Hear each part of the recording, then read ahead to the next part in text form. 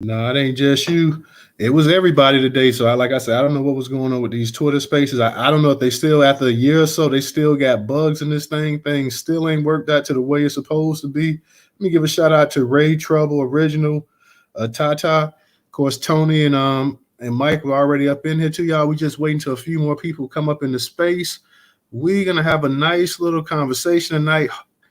I'm not trying to. I don't want anybody because I'm gonna make a disclaimer before we actually get started. Too, I don't want anybody sitting up here, and I don't want to make this into a war of gender, especially with this R. Kelly thing, and people talk about you taking up for this side or you taking up for that side or whatever. I just want people to just honestly give their opinion on how they feel about it. There's gonna be no gender wars in here, everybody. We just gonna say, hey, like I said, I thought 2019 personally was enough on the surviving R. Kelly tip. I mean, R. Kelly's in jail in prison for 30 years. I know people say he may possibly get out. I'd be surprised if they overturn with the evidence they had against him or whatever. I know if my girl's secret sister was in here, she would say differently, straight up. Like, but I just don't see R. Kelly getting up.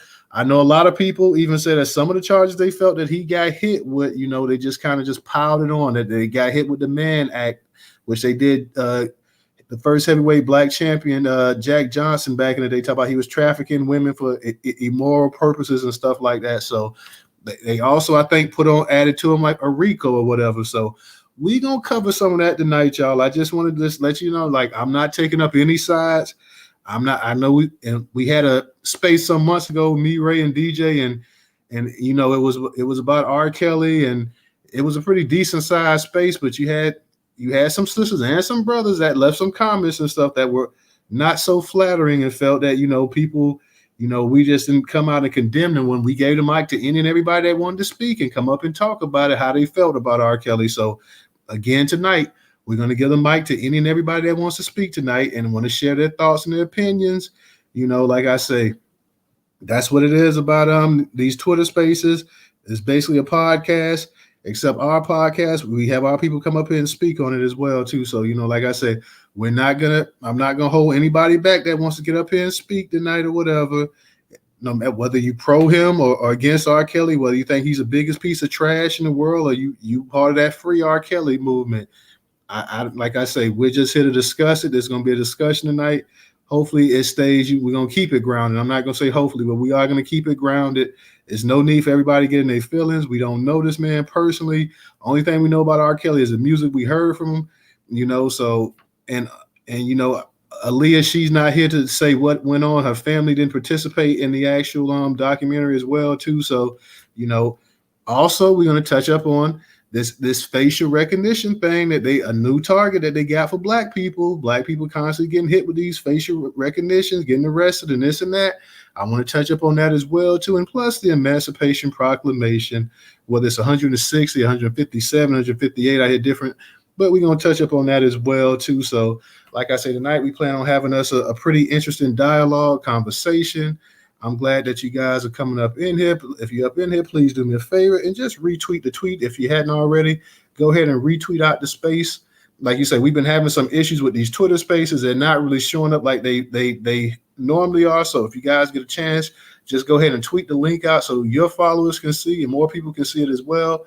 We're going to go ahead and we're going to get started up in this Twitter space because I want to kind of dig it in the conversation as well too. I'm just trying to let a few more people filter in before we actually got going. Ray, what's going on tonight? What's going on, y'all? Y'all doing, man? We doing good, man. You remember that R. Kelly space we had a few months ago, and I think that was around the time he got sentenced or whatever. I don't know how many months ago that was, but we had Secret Sister up in there. We had my man, I can't remember other man. He was up there because he from Chicago, I believe. He or New York. He went to the actual court case they had going on and stuff. I cannot think of who that was in there, but yeah, they were speaking on it and whatnot. So yeah, this should be a pretty interesting conversation to say the least, I would think. Absolutely, man. I don't know. We had a pretty good, interesting space last night. I felt like that could have went on for another 2 or 3 hours if you let us. Yeah, I know DJ. He did a follow up on it, man. I had to try to get some rest and whatnot. But yeah, I just went ahead and let DJ go ahead and knock it out. He should be in sometime later on tonight. I know he's working, so hopefully DJ get a chance. He gonna swing by as well too. So, but let me go ahead and get this thing started, man, real quick. So people that come up in the space, they can go ahead and they can hear what's going on and they can chime in if they want to chime in. I will say this, I definitely do want to hear the sisters' perspective tonight, as well as the brothers as well too. So I like the spaces where we're hearing kind of both sides have something to say about it, and with the topics tonight, just not the R. Kelly, but the actual facial recognition crap that's going on, as well as the Emancipation Proclamation. We know how folks in this country love to make symbolic gestures and stuff like that. I like to hear everybody that wants to speak. Of course, you don't have to speak, but for those that want to speak, by all means, come on and speak. In the first article, of course, we're going to start off with R. Kelly sold rights to his albums to Aaliyah's family to avoid arrest over illegal marriage. Now, I didn't come up with this. This was from Black Enterprise. It was curated on the Newstoter.com platform, and it is in the actual Jumbotron as well, too. So this is a very, very short, quick article, and I'm going to touch up on it. It says, R. Kelly's seedy past continues to come to light. The final installment of Lifetime's Surviving R. Kelly aired on January 2nd and 3rd and revealed the agreement Kelly made with Aaliyah's family to avoid having them press charges after he married the late singer when she was just 15. The revelations were made during Kelly's 2022 federal trial, where the non-disclosure agreement he made with Aaliyah's family was used as evidence in the courtroom, Variety reports. The late Aaliyah was Jane Doe number one in the trial. The doc series highlights Aaliyah as a victim of Kelly, who was first introduced to him when she was just a 14-year-old aspiring singer. Aaliyah's uncle, Barry Hankerson, introduced his niece to Kelly, who served as lead songwriter and producer on Aaliyah's 1994 debut album, Age Ain't Nothing But a Number. At the time, there were rumors that Aaliyah, who was 15, was dating Kelly, who was 27. The pair got married and falsified Aaliyah's age as 18. The marriage was annulled by Aaliyah's parents in 1995. In the doc series, people who were close to both R. Kelly and Aaliyah shed light on the legal agreement that was allegedly forged between Kelly and Aaliyah's family that said they wouldn't press charges against the singer if Kelly sold the rights to his first 3 albums to them. Aaliyah's family allegedly agreed to receive a financial incentive from Kelly in exchange for keeping the annulled marriage under wraps. Members of Aaliyah's family declined to take part in the doc series. The final episode of the doc series brings attention to those in Kelly's camp who seemingly ignored Kelly's abuse of underage girls for 3 decades and enabled him to operate what one prosecutor described as a criminal enterprise. This was not a one-man operation. Most people in the camp knew that a lot of these girls were underage. They had to. So now this is like I said, this is from Black Enterprise. This is Black Enterprise. They're from Variety Reports. Is just what they had from the actual doc series. And I find one thing that was, when they were actually speaking in the last paragraph, it says Aaliyah's family allegedly agreed to receive financial incentive from Kelly. So when you say allegedly, that's not really concrete. Did they receive it or did they not receive it? It's either yes or no. Either they received, some kind of financial incentive from R. Kelly, or they didn't. And after 20 some odd years, in 1994, she was 15. By now, it shouldn't be allegedly. It should be either, yeah, they received it or no, they didn't. So do they have the actual, do they have the actual rights to his first 3 albums as claimed? I'm sure that could be proven.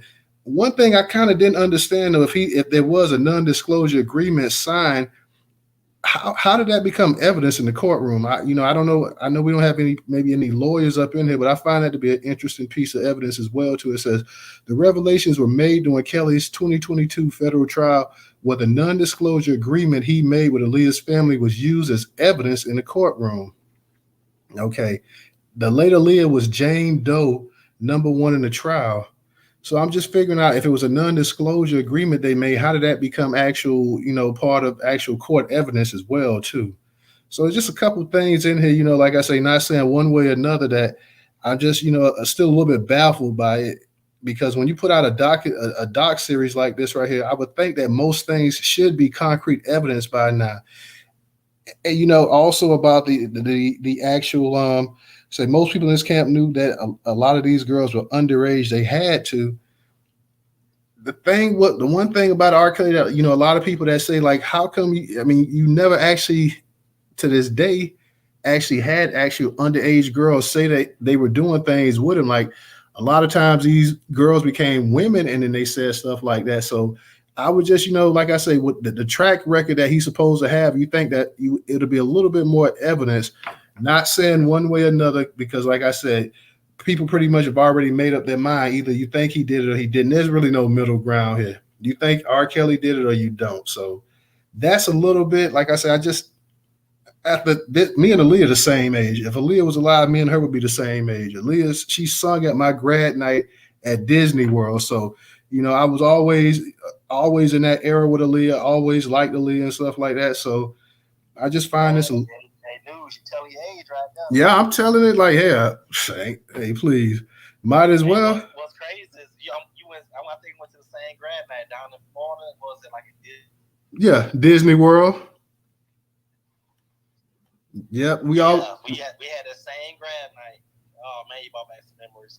Yeah, that was our grad night, man, back in '97. So yeah, I'm showing the age right there. So I just, like I say, at this point in time, man, I would like to see a little bit more. If he did do it or whatever, he's gonna stay in prison. I think he's gonna stay in prison one way or another, pretty much, unless it's just something. I just don't see them overturning that at all. And I could be dead wrong, but I just don't see that. I'm going to come back to this story as well, too. I want to go ahead and get the other story out as well. This is from Atlanta Black Star. Georgia man arrested for a crime in a state he has never visited based on facial recognition tool. Can't tell black people apart. This is from Atlanta Black Star. I'm going to find this and put this in a Jumbotron as well. A Georgia man was jailed over a week after authorities used botched facial recognition technology to wrongfully arrest him for a crime. Baton Rouge Police Department detectives issued a warrant for Randall Reed, 28, in July for stealing luxury purses from a Louisiana consignment shop. Using images from various mug shots, driver's license, and social media, his attorney told the New Orleans Advocate he was arrested in Atlanta's suburb in November 2022 as he drove to his mother's home for Thanksgiving dinner. They told me I had a warrant out in Jefferson Parish. I said, "What is Jefferson Parish?" Reed said. I had never been to Louisiana a day in my life. Then they told me it was for theft. So not only have I not been to Louisiana, I also don't steal. Reed is one of several black people who have been arrested because of facial recognition technology is flawed and biased. According to the ACLU, research shows the technology has mistaken dark-skinned women for men about 31% of the time, but has 0.8% margin of error among white men. The algorithms work best identifying middle-aged white men, but can't tell black people apart, the ACL points out. Several law enforcement agencies have shied away from the technology in response to the criticism. Authorities in New Orleans said they're using the system to generate leads, and detectives must go through a hierarchy before making a request through the Louisiana State Analytic and Fusion Exchange in Baton Rouge. The matches also must pass a peer review by other facial recognition investigators.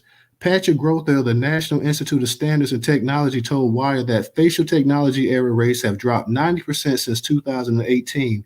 Still, Grother said there's considerable spectrum of accuracy and image quality remains an issue. Ray, do me a favor and make DJ here, I'll make him a co-host real quick. I already did. Oh, you already did? Okay. Still, the best algorithms can be wrong more than 20% of the time, he added. The Jefferson Parish Sheriff's Office reportedly requested the algorithm adopted by Baton Rouge detectives, pegging Reed as one of three men who allegedly stole more than $10,000 in Chanel and Louis Vuitton purses over 3 days in a store in Louisiana. The ACLU says by using mugshots and facial recognition systems, law enforcement agencies are supercharging bias with 21st century surveillance technology since it recycles data and black people are arrested at higher rates than whites. Reed was booked in the county jail as a fugitive and released on December 1st, according to reports. The man's attorney, Tommy Caligo, said JPSO detectives admitted the error and rescinded the July warrant. I think they realized they went on a limb making an arrest based on face, he said. So, yeah. we see the problems that's right here with the facial this facial recognition thing, and I've heard of many of cases and stuff like this is going on right now as well too. So this is something that you definitely gonna have to look out for. They were arresting black women at a high clip with this thing as well too. So oddly enough, though, white people, it says, but it has a 0.8 margin of error among white men. I find that pretty fascinating right there. Let me get the A Boogie real quick. Hey, go ahead and unmute your mic. Yeah, so I'm gonna kind of speak on the R. Kelly thing because I'm actually from Chicago, so Yeah, go ahead. That's cool. yeah, so I kind of know like R. Kelly's circle or whatever. I know some guys that was like in his camp or whatever. It's kind of like a running joke in Chicago, like among my age group, like how we would see like girls from I guess our age bracket jump in the car with older guys and they admit it. But I'm gonna say this, like I've been around them like in the pro-am, basketball tournaments and all that. Every time he pulled up with his tour bus, he was with grown women. So I don't really see him, even if he did do that, if that was him or whatever in that tape, him getting off for it and still repeating the same behavior. But I mean, if he's an addict or he's sick or whatever in his head, then I guess that's something that you can't rule out. But I'm not gonna act like girls in high school wasn't fast and all that shit. So, like, were they victims or? I just don't know. But I mean, if women are admitting it, and I've never really heard any stories from women that I grew up with, that were around in those times when he was supposed to be going up to these high schools. I ain't seen nobody on my Facebook timeline talking about it. None of that. Only thing they say is watching them dumbass documentaries. I ain't never seen none of them anyway, but because I just felt like it was just like an attack, just like Bill Cosby. So, I mean, it could be true, it couldn't be true. You know what I'm saying? If he did do that, he do need to be in jail. But at the same time, though, is it like double jeopardy? Because, I mean, did he pay them off the first time and he got out, or what? So, I mean, it's just too much. Like you said, it's not really damning information that you got on him for all these charges and how they, you know what I'm saying, kind of making him the face of like being a sexual predator. And as far as the facial recognition, yeah, I saw that story a couple of days ago, man. It's just like, I don't know. I don't know what's really going on with that. It seems like they just always make us an example out of us. They want to use they tools against us. So, I mean, I'm not really surprised by when we get caught in the crossfire what they trying to do. So, I mean, just stay protected and protect your folk, and just be aware that they targeting us. So, yeah, that's all I really got on that. Appreciate that, A. I see my man DJ did make it up in the spot. I know DJ, you might be hustling out there, so whenever you get a chance, you can go ahead and come through and speak and whatnot. And like I said, I don't know one way or another if he did anything or not. I've always you started, back in when I was in high school, you started hearing that him and Aaliyah was married. And I'll be honest, like the media didn't go in back then. Like you would think the media would have been like all in, but you heard about them being married, you heard the rumor of them being married. Next thing you know, Aaliyah was with Timberland and Missy and stuff like that. R. Kelly ascended to a superstar type level, and you never heard about them again whatsoever. You never heard about R. Kelly again until the whole thing came out with the videotape and allegedly peeing on the girl. That's the next time you heard about R. Kelly and underage girls and stuff like that. So, people in the media, they speculated, they talked about it and stuff like that. But at the same time, like it was no backlash against R. Kelly for, being with Aaliyah at the time. I mean, I can remember on BET and stuff, them talking about it and stuff like that. And there was no major backlash. So, I don't know. I unlike you, I don't live in Chicago, so I couldn't tell you if I've never seen R. Kelly in person. So I couldn't say who he was around and this and that or whatever. But after 30, almost 30 years, that the whole thing of R. Kelly and Aaliyah has been floating around. And the fact of the matter that, like I say, that Aaliyah's been dead going on 21 years, I believe. and there's still no concrete evidence that, hey, her family did this, her family, because if her family went ahead and took the money or took say, well, we're gonna take it, we'll get his publishing and this and that. So long as we don't make it public, then you kind of like scratching your head like that, especially since her uncle Barry was already heavily involved in music and everything like that. You'd be like, hey, Aaliyah didn't come from no poor background, and I know it's a difference between being middle class and having mega wealth or whatever. But at the same time, I just couldn't. It's hard to see that coming from a family, like I said, this was some struggling family that just had to have the money and this and that. Like I find it hard to believe that they took that. They didn't come on the documentary. They didn't want to have anything to do with it. You've never heard a parent speak on the whole R. Kelly situation. So what's what? I have absolutely no idea what went on with that. It's very interesting. Like I say, after almost 30 years going on, you talk about 94, and we in 2022. 2023, excuse me, almost 30 years, and we still using stuff like allegedly, and after 30 years, it should be no allegedly left. And if you got the kind of concrete evidence that they're saying, and you're putting out these documentaries and this and that or whatever, like I say, I'm not an R. Kelly supporter, one way or another. Like you say, hey, if he did it, hey, I truly don't believe R. Kelly's gonna ever get out of prison. Personally, that's just my 2 cents. I don't think he's ever gonna see the light of day. I could be wrong, but I don't think you're gonna see a Bill Cosby scenario where this stuff gets overturned.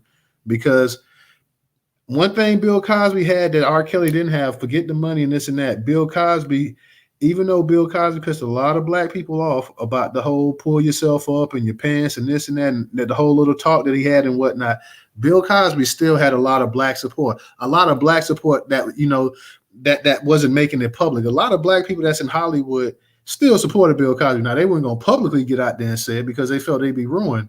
But Bill Cosby had a lot of support still with the black community. With R. Kelly, I'm not feeling that. R. Kelly, there's a lot of black people that hate R. Kelly guts, And I guess also too, the difference would be that Bill Cosby alleged victims were white, most of them. You had a couple blacks sprinkled here and there, but his alleged victims was white.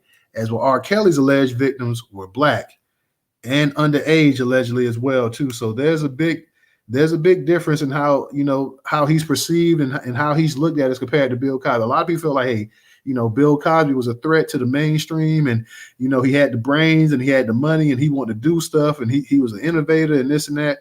Was a lot of black people say, hey, R. Kelly, hey, R. Kelly's getting exactly what he deserves. So I'm gonna kick it to Trouble real quick, and I'm gonna get to you, Ray and DJ. Trouble, go ahead and unmute your mic because I definitely want to hear a woman's, especially a black woman's perspective on this. Hey, everybody. Shout out to the group. Much love to the host, the co-host. And it's a blessing to be with everybody tonight, especially since I done almost hit a couple things today, but, and I'm still here. But, yeah, R. Kelly. I think R. Kelly is getting what R. Kelly is supposed to get. As a woman, I feel like as a man of a particular age, a young girl when you see one, and it's totally on you to be the adult in the room and to not, mess with thy children. I've been a young girl before. I was also interested in older men. It was something about an older man that made me feel like I was grown if he paid a little bit of attention to me. But at the same time, it was on him to know where the boundaries lied at because I was young. So I don't feel too many ways about R. Kelly. I know that's a hot topic and people feel some way because he's one of our brothers. But at some point in time, everybody has to be held accountable. Do I think R. Kelly is the only one that should be held accountable? No, I don't. I believe that some of these young girls were absolutely victims, but I also believe that some of these young girls' parents put them into a victimization position because they wanted a little extra ching. They seen an opportunity and they didn't really give a fuck. So it's a two-part thing. I think R. Kelly is exactly where he is supposed to be, but I also think there's some parents that should be facing some questions and some accountability as well.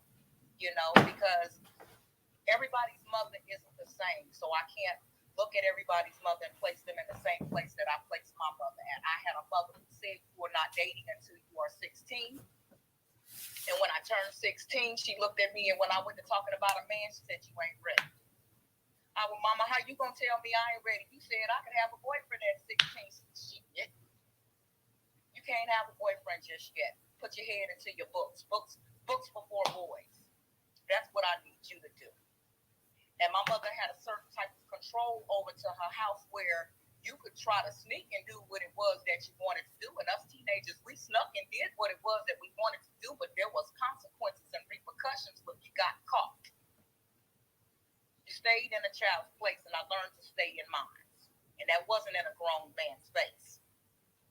When I was 18 years old, I was dating a guy who was 24 years old, unbeknownst to my mother. But when she wanted to meet him, she did. And when she looked at him, she said, "Now, how old are you?" Because my daughter told me he was 21. And nigga, I'm looking at you. You ain't no 21. He said, "No, ma'am, I'm 24. And she just turned around and looked at me. And I put my head down to the ground because I already knew what time it was. I'd lied. But I was 18, so there was still a little bit of a difference. But I had to go through that motion with mama. You gotta make kids scared parents again. I don't know. But R. Kelly knew better as a man.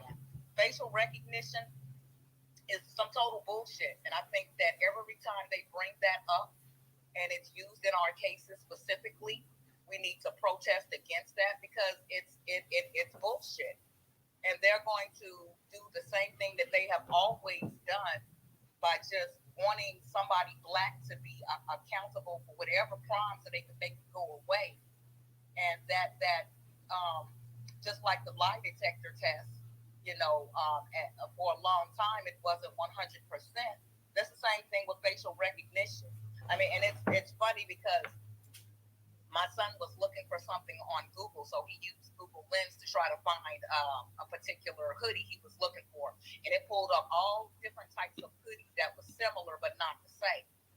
And we were just having a conversation in comparison to that, to how facial recognition is doing black people. There's a certain type of prejudice that comes inside of it. And so before they start using these things as legal, in legal cases and carrying on, there really truly needs to be, some protest and some, I don't know what it is we got to do or how we can do it, but we really need to make it be known that this is something that they can't use in our cases. It should be thrown out every single time they try to use it. Toter, you said something earlier, going back to R. Kelly, about as far as the whole allegedly. I believe it's still allegedly because Aaliyah is not here to tell her side of the story.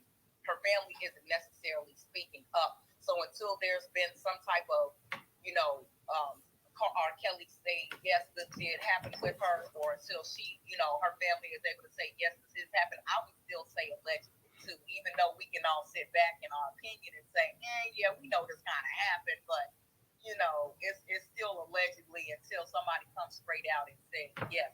How they ended up with all of that information to take to court is beyond me, because you would think if something is supposed to be legal documented to where it's not supposed to rear its ugly head again, you would think that they wouldn't be able to use that evidence again. But as we've seen with the Bill Cosby case, that's not the case, because he also had documentations and stuff that was supposed to be sealed in a legal manner and not brought back to court. In some way, somehow, they found a way to find a loophole or do whatever to bring it back to the court cases. So I don't know if it's just our people, us not having good enough lawyers that can say, okay, you can't bring this to the forefront.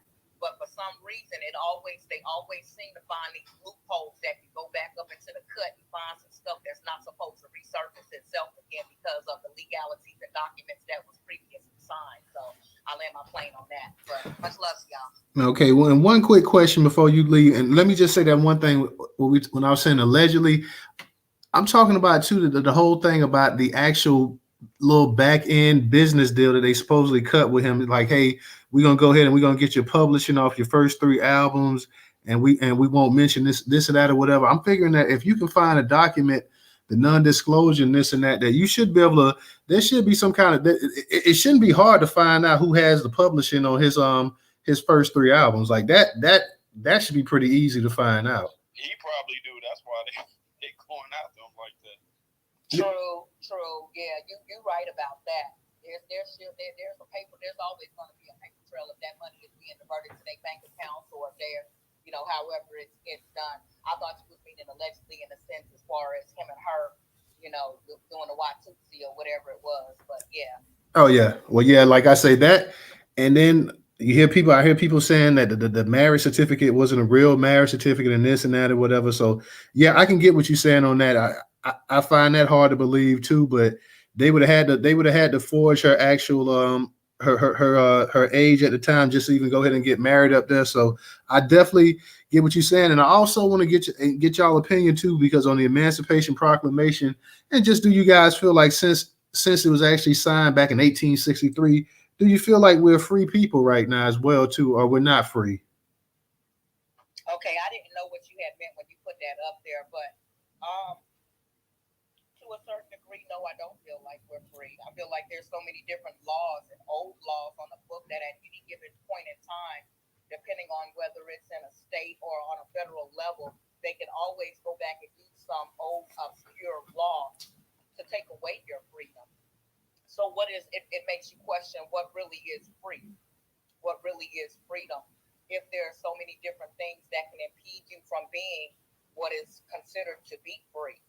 The Emancipation Proclamation, I believe in everything. I personally feel like everything needs to be gone back, looked at, maybe thrown out and started over, but that's a hard call to make. That's a hard, pretty hard feat to do, but I just believe that a lot of things need to be kind of looked at. I don't feel free. I really don't. I feel free in the sense of, you have a certain amount of things that you're allowed to do, but I always feel like at any point in time something can happen to take away my freedom. Absolutely. And that doesn't feel free. Well, I definitely appreciate you, sister, and hang around because I know you're definitely gonna be needed to follow up on some of this as well too. Ray go ahead and unmute your mic. What's going on, everybody? So start off with the Emancipation Proclamation. So with that, to be emancipated means to be released from bondage, but it also means a transfer over to the state. So take that for what it's worth. Surviving R. Kelly, the brother makes, no one can doubt that the brother is a musical genius. I think I said this in the space before. I actually met him one time. My first job, I worked in a movie theater. When I was like 17 years old, popping popcorn, sweeping floors and stuff like that. And he came there when LL Cool J's movie, it was some shark movie that LL Cool J had. I can't remember the name. I remember that. I remember Deep Blue Sea. That's what it was. Yeah, Deep Blue Sea. And yeah, he came there when to watch LL Cool J's movie, and him and his bodyguards had the whole theater. So R. Kelly just watch it in peace by himself. And me being an usher at the time, sweeping popcorn and stuff, he gave me an autograph. He signed me a quick autograph. He got on the tour bus and went about wherever the hell he was going. This was in Valdosta, Georgia. So, like I said, I met him.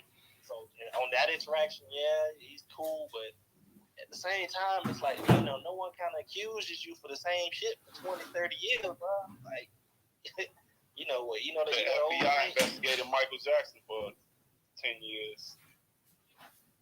Yeah, that is true too. I want to give the brother the benefit of the doubt, but I also, it's like a catch-22 because if you defend him, people say, oh, you're defending a pedophile, then you like a piece of shit. So it's a very weird dynamic. And then the facial recognition, obviously that, if you have all these black people that are just getting hemmed up, obviously something is going on. They're putting something into this program that is discriminating against us. Basically, that's what it boils down to. And I don't like it because whoever's invented this, they can always kind of throw their hands in the air like, hey, it ain't us, it's the computer. We're not being racist, it's the computers. It's another way for them to take responsibility off of themselves and point at the computers. And I land there. Ray, you made a good point, and I know Trouble made a point too. She was talking about like the lie detectors and whatnot, and that's not 100%. Yeah, and that's why it's not admissible in the court of evidence, in the court of law. So, we see all these times on these TV shows they use these lie detectors and stuff like that. But I guarantee if we had Judge Joe Brown in here, we asked him Judge, I was going to court and I thought about probably using a lot of tech that he probably tell you, hell no, don't use that. So yeah, you gotta be careful with that, with all the tech and all this other stuff as well too. DJ, I know you had your hand up. You there, DJ? Yeah, need a minute, 2 seconds. Well, I'm gonna come back to you and get the original then. Hey, okay, I'm sorry. Oh, go ahead. Hey, you want to say something real quick? No, go ahead. All right, we're gonna kick it the original real quick. All right, good evening, everybody. Peace, Black Power, and Reparation. Yeah, that's what I was thinking too about the non-disclosure, what you said about Bill Cosby. Because see, what happened to Bill Cosby, he gave a deposition, and the agreement was, which was made with the former DA, is that deposition would never see the light of day. So what the current DA did, him and a judge, what they should be barred from practicing law. It was them and the legislature. They passed a law to make it possible to bring that deposition into the courtroom, which was illegal because the Fifth Amendment says you cannot force someone to testify against themselves. And so Bill Cosby's attorney knew that it would be thrown out for that reason.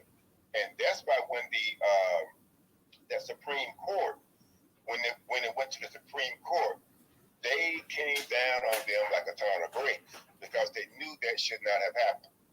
You know, and if you all get a chance, yeah, see, Bill Cosby did mess up. When he came out, it was the way that he talked to black people that really pissed people off. Because I don't know if you all know it, that I don't know which one of his daughters it is, but one of his daughters attended Spelman, and she became strung out on drugs, and a pimp had her, and anyone who wanted her could have her. And I think someone said it was his brother. He has a brother, I think, lives somewhere down here, like in maybe down near Peachtree City or Fayetteville or somewhere like that. But the brother has to go and get her, from what I understand. And so they were like, who are you to chastise us and your own house is raggedy? That's what turned a lot of people against Bill Cosby. But now he has done a lot of stuff for us. If you go on YouTube and type in Bill Cosby Black History, you'll see some of the stuff that he put out there, decades ago, regarding black people. Now, as far as R. Kelly, I don't know. Someone shared with me, they said that about him possibly getting out of jail, said that the way I heard it is that he signed his entire catalog over to his attorneys, and somehow he's getting out of jail, whatever. I don't know, because I don't really follow, a lot of that stuff, a lot of the entertainment stuff, And, but yeah, let me see. Now, as far as the facial recognition, now what's interesting about the facial recognition is this. You're finding that all this AI stuff, a lot of it is being programmed to basically brutalize black folks. Y'all know they got these self-driving cars where they can drive automatically and whatever. But there was an article that came out some time ago that said those cars are more prone to hit black people. So, you have to look at this and say, it's not, I don't think it's the technology itself, because the technology can't do any more than what it's programmed to do. So it's the white people programming this racism into this technology. That's what that is. And so I think we need to look at that from that perspective. And now, as far as the Emancipation Proclamation, what was the brother's name? Oh gosh, okay. Lerone Bennett. Lerone Bennett was a writer for Ebony and Jet magazine back in the day. And even back in the day, Lerone Bennett was saying stuff about Abraham Lincoln did not want to free our ancestors. And according to Lerone Bennett, his book force into glory. Lerone Bennett said that, and this brother, when he wrote his stuff, he was just like J.A. Robinson. His stuff was on point. He said that Abraham Lincoln fought against the very Emancipation Proclamation he's given all this glory for. You know, and a lot of the white historians did not like Lerone Bennett. And I would say to get a better picture of Abraham Lincoln, go and research Lerone Bennett's work. And I would say start with that force into glory, because that brother was writing, from what I understand, he was writing this stuff about Abraham back in like maybe the mid to late 60s and early 70s. But he was being also, castigated by the racist, white so-called scholars and media, because he was telling the truth about Abraham, and they didn't want that to come out. See, a lot of these white folks, they know what these people did. But see, when black folks start doing their research, like what Dr. Ivan Ben Sertman said, he said, always try to have 4 references when you're conducting research. And if you find those 4 separate references that agree with each other, then more than likely what you're stating is fact. And I'll land on that. Thank you, brother. As always, appreciate that original. Shout out to everybody that's coming up in the space as well, too. I see Professor made it up in the space as well, too. So shout out to you, Professor. Glad to have you up in here. Be real. Shout out to you as well, too. Ray, go ahead and DJ, are you there real quick, or DJ might be doing something? Ray, go ahead and unmute your mic. Hey, Newstoter, I'm gonna read that quote by Abraham Lincoln. It says, "My paramount object in this struggle is to save the Union, and is not either to save or to destroy slavery. If I could save the Union without freeing any slave, I would do it. And if I could save it by freeing all the slaves, I would do it. And if I could save it by freeing some and leaving others alone, I would do that too." Yeah, I've heard that quote a long time ago. It's nothing surprising either. I mean, Lincoln, this is in a letter to Horace Greeley in 1862. So appreciate it. Lincoln was always considered as a hero to black people as well, too. So, black folks, that's when you think about their 2 favorite presidents, and this is before Obama and Clinton, but it'll be Abraham Lincoln, and it'll be John F. Kennedy. Like those, you got a great grandma, or grandma, something like that, or aunt or whatever. Don't be surprised if she ain't got JFK and Martin Luther King picture right next to each other. Yeah, you go up in the churches where they got the MLK church fans and stuff. Yes, sir. Ray, I know you had your hand up. You want to add something?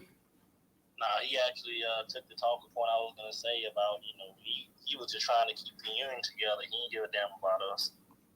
No, he didn't care about us. I mean, that was his job. Let's be honest. That's what he was. I mean, that's what he was there for. I mean, to preserve the status quo. The status quo was, white men running the country and ruling. So, if it wasn't going to cause a civil war, Lincoln would have been more than fine with having black slaves. And I know people say morally he was against it or whatever, but his position as being the president of the United States, he wasn't going to do anything to jeopardize that. But once it got to the point that the Confederates, started moving and was trying to take a bigger position and whatnot, he had to go ahead and do what he had to do, which was, once they got fired on, and what was it, Fort Sumter, I believe, once they got fired on, they had to retaliate. So they weren't just going to sit up here and let a few states go up and declare war against them. So it was all, and slavery wasn't the end. It wasn't, and the Civil War wasn't to end slavery. It was just pretty much to stop the progression of it into these other states that didn't have it. So it was really all about money. What everything else in this country is all about. It was always about money.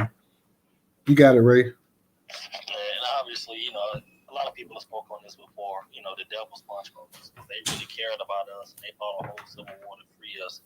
Why would Union soldiers put black people in basically concentration camps down in Natchez, Mississippi? It makes no sense. It's like they talk, out of both sides of their heads, out of both sides of their mouth, really hoping that we don't know our history.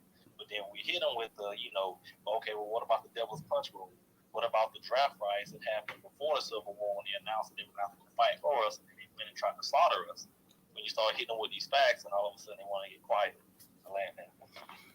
Yeah, let me give a shout out to Black Majority State as well too. I see him up in the space as well too. So shout out to you, Black, as well. I don't know if DJ, you there? Yeah, I'm following here. What's good, family? Shout out reparations up. What's good, Tyler? What's good, Ray? And everybody in the chat. Can't really see anything driving, but I just wanted to speak on the R. Kelly and Leah situation. Supposedly, and I can't remember why I read this at or heard the grapevine. Because, before all the social media stuff on YouTube, you really had to keep your ear to the street and hear certain things. So, for what my understanding is, Leah's uncle is an actual, works in the music industry. And he kind of like one of the, like a Suge Knight type dude. You feel what I'm saying? So, we already hear the stuff that we done heard about R. Kelly of him not being able to read and all that other stuff. And, that right there will put two and two together. You feel what I'm saying? About, if R. Kelly and Aaliyah was together and they tried to keep it under wraps, so R. Kelly don't go to jail or whatever, and wind up giving up his publishing a little bit. Now that I could believe. Now as far as like, come on, God. So at the end of the day, it is what it is with R. Kelly. You know what I mean? I like Torb said, I guess he in a place where he's supposed to be at. Because you old enough to know that, this young woman is not old enough for whatever the case be. You know what I'm saying? So it is what it is. And then I hear what you were saying too, Tyler, about him never getting out. Yeah, that could be a possibility, but hey man, sometimes that's why I pays to read your discovery. There's discrepancies in it, but if ain't nobody, the right lawyers telling R. Kelly that shit, he ain't got nobody in his best interest. Like most of us who get in trouble with the law for whatever the reason. Guys gonna sit in jail. Now deal with that. Yeah, I'll be. Recognition, the AI recognition, that's not new. We already know they use this technology against us. So it is what it is. We can trace this back to the K9 units training their K9s to attack and only bark when they see a black person. But when a white person walk past the say K9 unit, the dog don't even bark. So we already understand that too. And what else you had up in the chat? The Emancipation Proclamation is 160. Agree on that. What Ray said. There you go. Yeah, and just getting to what you said, man, about R. Kelly. I always heard about Aaliyah's uncle. Like he was like Barry Hankerson was a well-to-do gentleman. Like so that's why I was saying. Like I find it hard to believe like her family they weren't struggling for money, anything like that. Him getting out, I'd be surprised. It would. I've seen more shocking things, but if he actually managed to get out, and two, didn't they say R. Kelly was almost flat broke, like he had no money as well too? So I think what helped Bill Cosby was the fact that he still had money, he still had high power lawyers and stuff like that as well too. So, but from what they're saying, that R. Kelly, like he didn't have hardly any money, which sounded crazy to me. But now we're starting to hear about his publishing, possibly this person owning his publishing or that person owning his publishing. Well, you can kind of see why he might have been broke as well too. So, that if he gets out anytime soon, I think most of us would be shocked. It would be a major. That would be the top story of any news cycle. If R. Kelly was to get out tomorrow, and they were saying that it was something, some kind of discrepancy, and that allowed him to get out or whatever. Oh my God, it would. You would never, if you thought they was upset with Bill Cosby, like I say, but this one here would be more so even with a lot of black women who want to actually see him rot in there, because Bill Cosby still had the support of a lot of black women, whereas R. Kelly really don't. R. Kelly really, his support among black women is O.J. Simpson had a lot of support. O.J. Simpson was, with the Nicole Brown Simpson, Ron Goldman thing, he was accused of killing his ex-white wife or whatever. And black women was what really saved his bacon on that jury. It was black women. They put enough black women on there, and then black women weren't having it. And they still had love for OJ. But R. Kelly, I just don't really see that. I just don't really see him getting that love whatsoever from like the black community. The way Bill Cosby got, like I said, it was a lot of black people that still was even the people that was upset with Bill Cosby and felt that he was a snob and this and that. a lot of them still, you know, under their breath, they mumbled it. They didn't want to say it too loud because, like I said, they knew white people was listening, and you know, you couldn't say it too loud or whatever, and offend women as well too. So they kind of mumbled it or whatever. Because you had a lot of black female stars. I remember Jill Scott. She came out publicly, and you know, she had to kind of pull back when more and more women started coming out because she defended Bill Cosby, and you had quite a few women. It's like even Felicia Rashad, you know, she worked with him so long, she kind of had to pull back because she defended him and stuff like that. And even after he got out, and you know, they people were taking up for him and stuff like that. You know, it's a drawback. So, like I said, I just don't see that with R. Kelly. People they're not coming to his rescue, and a lot of people don't have an issue of R. Kelly died in prison. That's just the way I see it. The Emancipation Proclamation. I've seen Joe Biden. I know he did a speech and this and that, and that's the only bad thing about when things of this nature come around. And this is the time that it starts to get really, really symbolic. It starts. I mean, just people start laying it on thick and whatnot, and all this other stuff. And you know, when you sit up here and you can tell, and of course we know that we've come further than we were when we were slaves. I mean, I think you have to be reasonable. Yeah, we've come further. We're not legally slaves anymore. So to legally not be classified as a slave means that you have your life has improved from 160 years ago. I mean, you have to be honest about that. But it hasn't improved to the level that it should improve.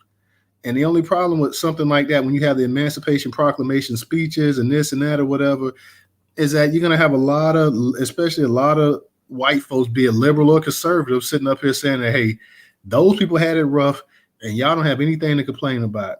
So you need to just go ahead and suck it up or whatever. Even the liberals and stuff will sit up here and tell you like how far you've come and stuff. And like I say, I have to be realistic. We have come far. I can't sit up here and say, you know, we haven't made any progress. Because when you're at the absolute bottom of the barrel, I mean, and just to move up an inch is progress. So we have made progress as a people, but that progress has not been far enough. So that's just my personal 2 cents on that as well, too. That's come much, much further along. And like I said, I can see Joe Biden, like with the Juneteenth thing and Ketanji Brown Jackson and things of this nature right here. I can see he loves like the limelight to soak it up when something like this comes up. So he'll be front and center. He has been front and center. He's been making speeches and this and that. It's going to keep going on. And like I say, if you really want to fulfill what they never did, you know, the fulfillment would be reparations. That would be the actual final fulfillment of what Lincoln and some of his people were talking about. So if they're going to really go ahead and fulfill anything to black people, they should really go ahead and push the reparations. Now, that'll be something nobody's going to mention or talk about.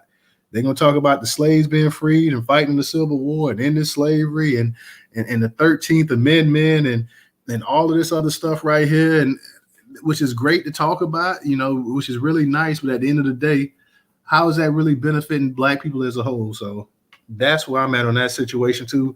The facial recognition, if something doesn't get done about that soon, you're gonna see more and more people get arrested, and they're arresting black women. You're confusing black women and black men together now. So, and then not only that, if you're arresting black women like that and you're confusing them for black men, then you have to worry about their safety as well too, because then you might start having a lot of sisters catching bullets out here in the street from some of these cops sitting up here talking about they got a warrant and this and that, they're armed and dangerous. I thought it was a man. We had a report that it was a man. We were looking for a man. We didn't know if this person had a weapon on him. And just shooting people in the backs and all kind of other crazy stuff going on as well too. Professor, I see you up in the spot. I know you ain't got your hand up, but I want to see if you want to add anything real quick. Because as always, I'm glad to definitely have you up in the space as well too.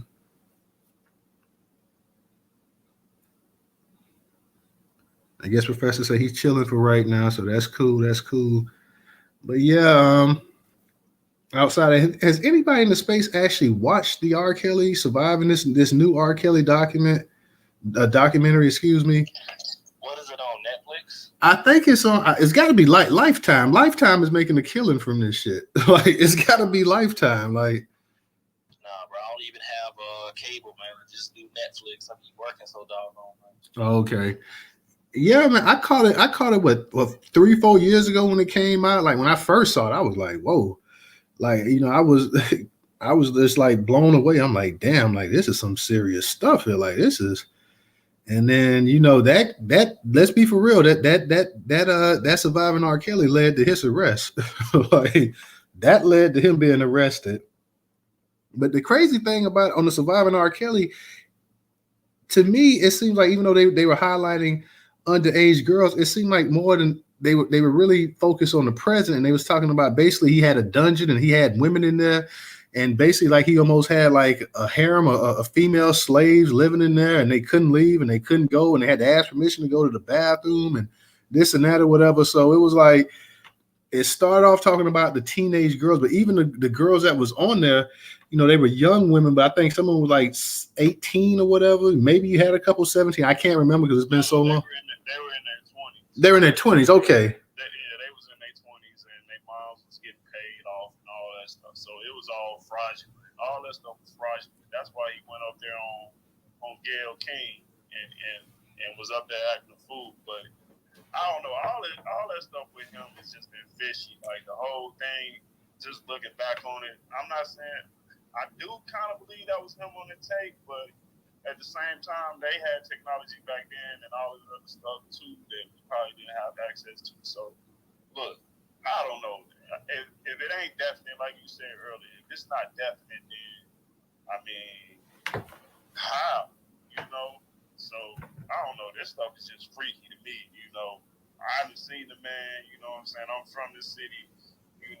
It's not a talking point among people in my age bracket that was younger when he was a little bit older.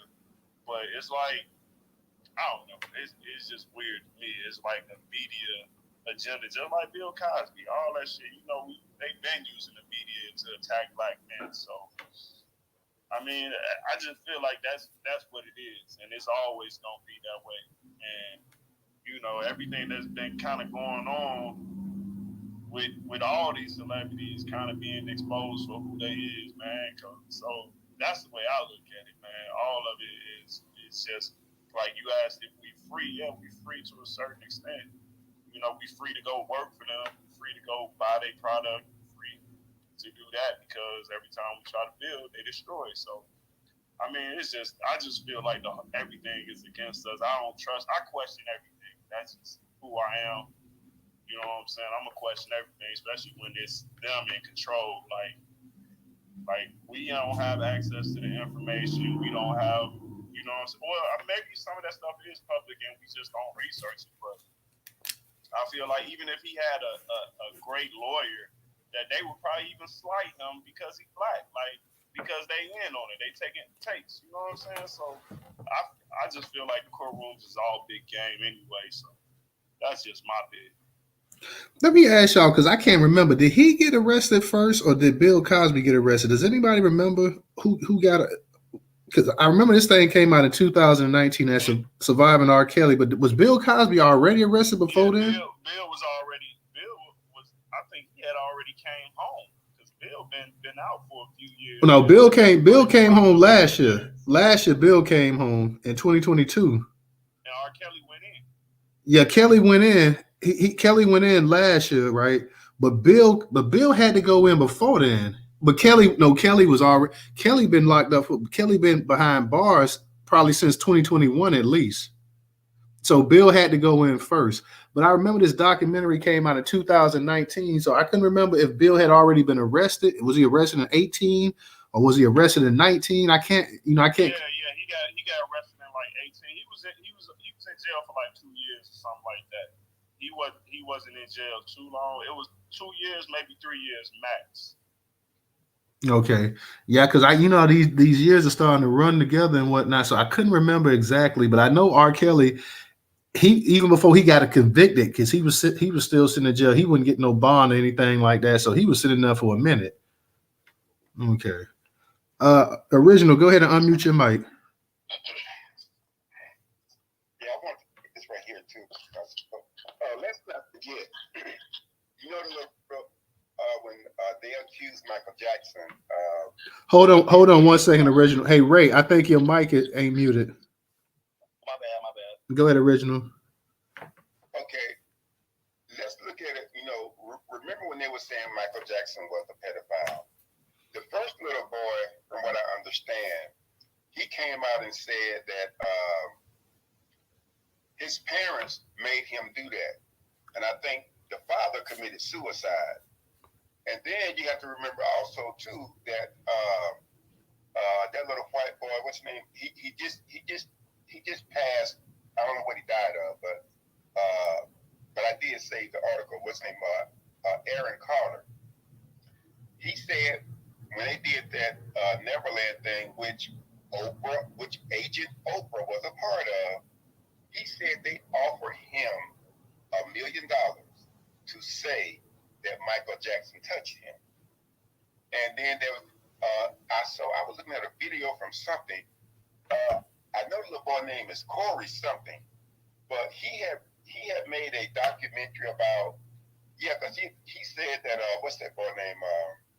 Charlie Sheen. He said Charlie Sheen raped him, and he had made a documentary about Hollywood, and somehow they got it shelved, and they wouldn't allow it to come out. So a lot of stuff happened. So and as far as R. Kelly, this could go either way. It could be something that they made up, because I hate to say this, but we are the golden goose. Everything that we touch turns to gold, and they can't stand that, but they want that gold. So because just like there was one young lady, she was from Atlanta, and she was being interviewed, and so the reporter said, "Well, didn't you all know about R. Kelly and what he had been accused of doing?" And the mother was like, "Yeah, but okay, that counts out everything you just said, okay?" And so I think some of these people, they may have just had dollar signs in their eyes, and they wanted to see what they could get, and they went along with it. And even I think it was a young lady that came from Atlanta. Now she came out and said that, yeah, he did these things to me and da da da da da. Now she has recanted again. I think it was her, one of them, who was saying that. It was two of them. I don't know if both of them were from Atlanta or not, but I know one of them was. But whichever one came out and turned against him has now come out and said that it wasn't true. So I don't know what to believe. I know, but I do know this. I know white people will try and convince you to turn on your own, but when you look at all these lynchings and beatings and killings that have taken place with us, they never turned on their own. And I'll land with that. Yeah, it's like I say, I'm with you. Like I can't really say for certain. I know people say the evidence is overwhelming, and I guess you have to go by that. But some of the evidence, just you would like to see something more substantial and definitely like definite. I know one girl did recant, so I don't know exactly if the parents was taking their daughters up there to them, and then the parents crazy as hell themselves. But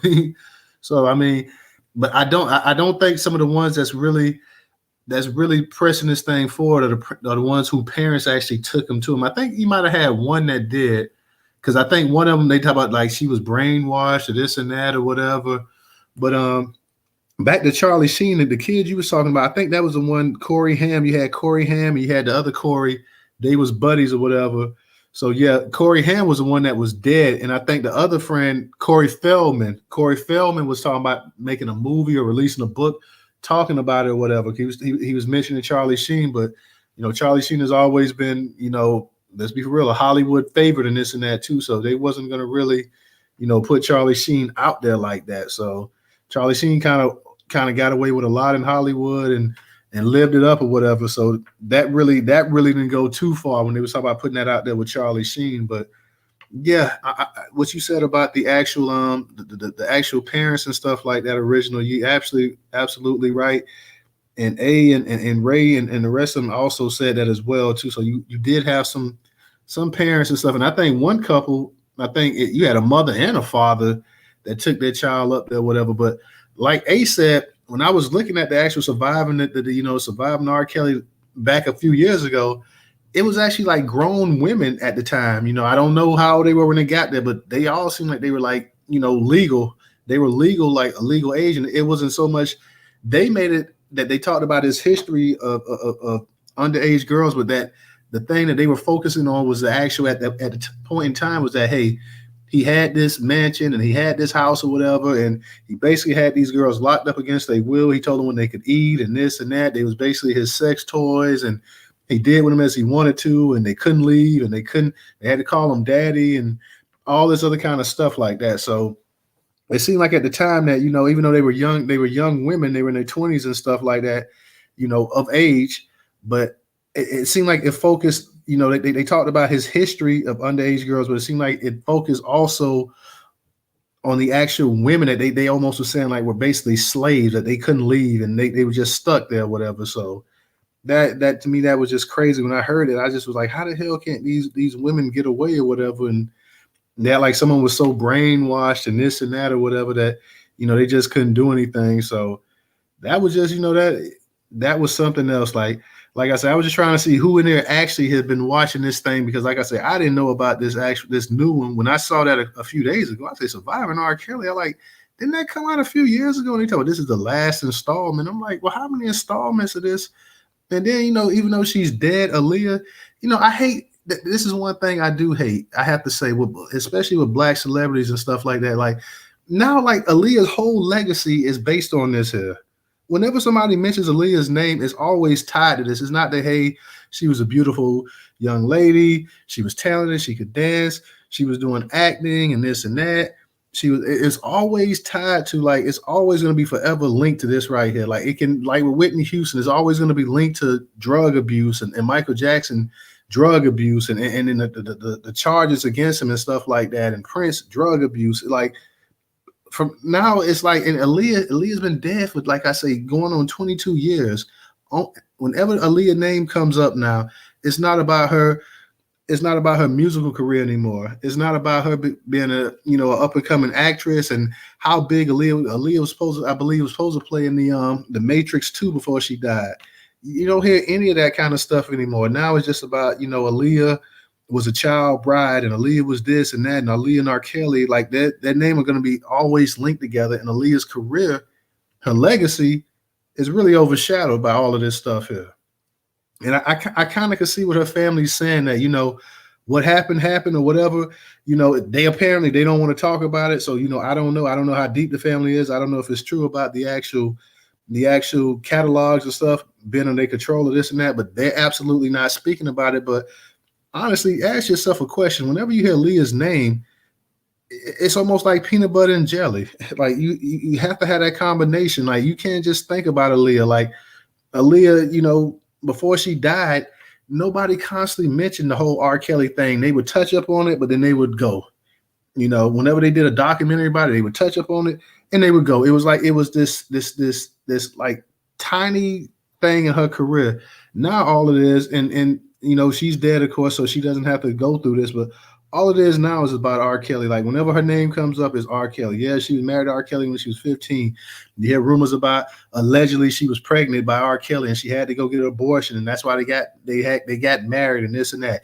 You hear all this stuff about R. Kelly, but it's never just about Aaliyah. Aaliyah had a great career. Aaliyah was a rising star. Who knows how big Aaliyah was going to get? And now, like I say, you never like some stars, they get bigger in death. But to me, it seems like she's been almost minimized by this whole thing.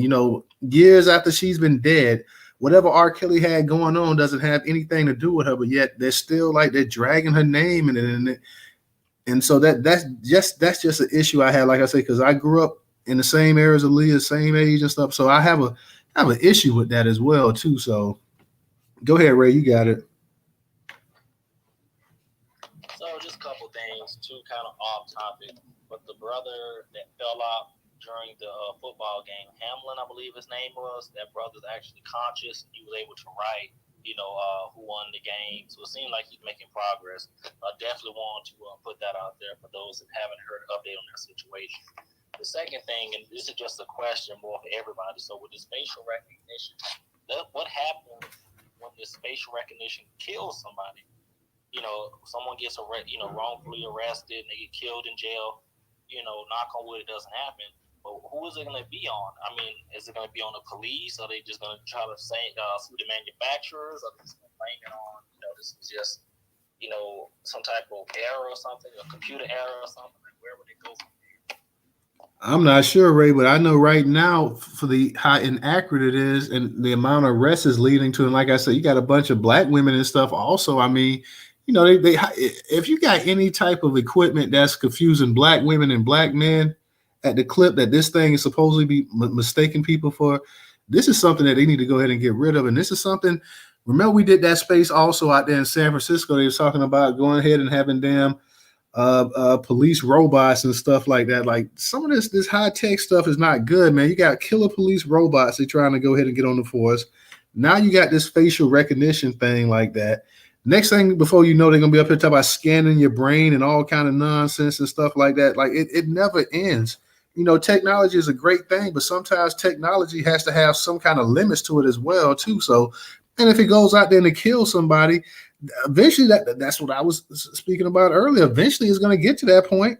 They're going to do facial recognition. They're going to talk about this person here is a violent offender. We got to go ahead and get this person as much as we can. They're going to go out there and they're going to kill somebody. They're going to kill the wrong person. Or they're going to, just wait and see. Eventually it's bound to happen. You got. I feel you, bro. Eventually, this is what I'm afraid of, the day that, they try to make cash irrelevant. Like, oh, you don't need cash, just load your debit cards on the computers and stuff, because the second you say something they don't agree with and you don't have cash, they can shut down your bank account, do all types of funny stuff. I mean, I don't put nothing past them, because at the end of the day, it's all about control. They're trying to control the food, they're trying to control the water, and everything else for that matter of fact. So just wanted to put that out there too. Yeah, well, we are already about almost in that society now. Most people don't carry cash around like they did 15, 20 years ago. Everybody's swiping. So we pretty much already think if you got kids and stuff like that and you're trying to teach them how to count money and stuff like that, but hell, rarely do a lot of us even have cash on us and stuff like that as well, too, because you're so used to swiping. So that debit card, that credit card is just another way too of also keeping track on you. Like they can track everything you purchase. And that's the one good thing about cash is that, cash couldn't be tracked the way that debit cards and even checking can be. Like, so now they keep a tabs on everything that you buy and everything else. So that's the one bad thing about having it as well too. So, that card comes in handy, but at the same time, as soon as you swipe something, they can tell your last 20 purchases. Oh, you bought this from this or that. You bought this from that or whatever. As compared to having that cash, of course, we're also in the surveillance age as well too. So whenever you go to a store, you're pretty much already being recorded from the time you come in there as well too. But just in terms of just tracking every single solitary purchase you make, yeah, that's what they're doing. They can pretty much track any and everything that you're buying and purchasing.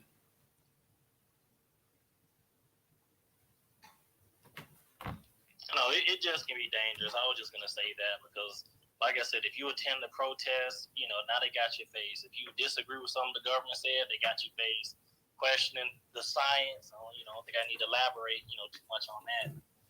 Just anything. They can use it for anything. Like I was reading something about in China how they use this facial technology to, like, if they catch you jaywalking, they just mail you a ticket. They already got you like that. And I don't want to get like that, obviously. I got a wife, I got children, want to, leave the world a better place for them. It doesn't seem like this is the way to go. Oh yeah. I mean, from what you're saying, Ray, yeah, you're definitely right about that. If it's to that point, I mean, damn, they just catch it. You said in China, they sending people stuff for jaywalking. Like, oh Lord. That's facts. Not to interrupt or whatever, but that's facts 100%, right? And at the end of the day, we definitely don't want America turning to China. Right? We don't want America turning into no surveillance states like China, because China got their people, pretty much enslaved the last 3 years. Well, really since the early 1900s, but the last 3 years for sure because of this COVID crap. So if you go watch anything on China now, you'll see that the people over there in China are uprising against the government. You know what I'm saying? They've been locked down longer than we have. We only been locked down for a little under a year technically. They've been locked down for 3 years. You know what I'm saying? So at the end of the day, yeah, fiat money is still the best money. It's still the best money. You know what I'm saying? So at the end of the day, make sure you get your fiat money. And I don't know as far as like, you know, the way the currency is really gonna go, but I think, you know, it's gonna be over with one day. So, you know, I've been pretty much dealing with the digital for like the last 10 years. You know what I'm saying? So I haven't really carried any type of cash on me either, unless I'm dealing with my physical CDs because I sell them for $1 a pop. You know, Joe got $1 on. I get money like that. But I even try to tell my customers, yo, pay me in PayPal, Cash App. You know what I'm saying? I give you an extra one if you do it like that. So that way I don't even have to have money on. But, you know, that's not all the way good either to keep your money in banks and all that other stuff because they could just shut your shit down whenever they feel like it. But I give.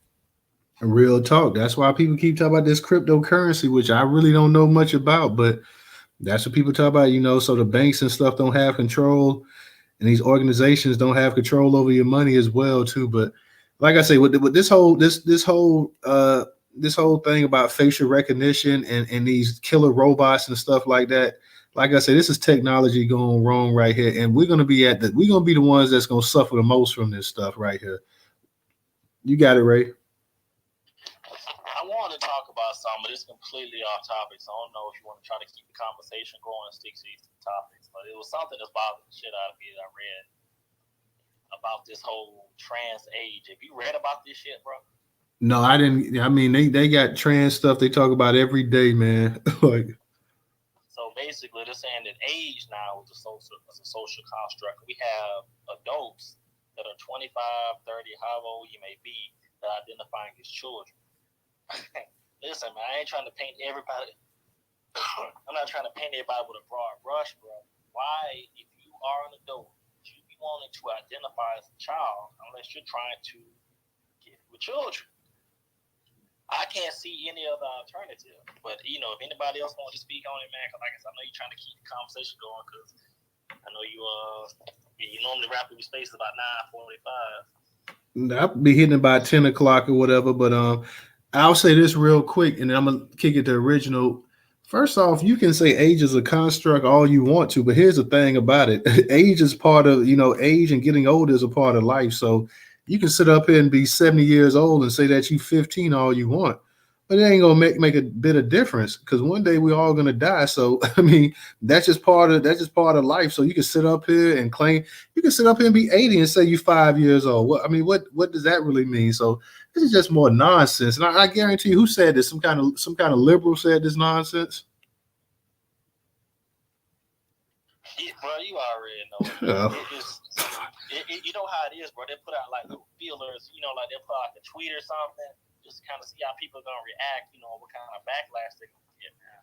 But that's something. The second we see it, we gotta pay, start, we gotta clap, do whatever we gotta do, make loud voice. I don't know, hey, this ain't cool. Y'all ain't gonna get away with that type of stuff, man.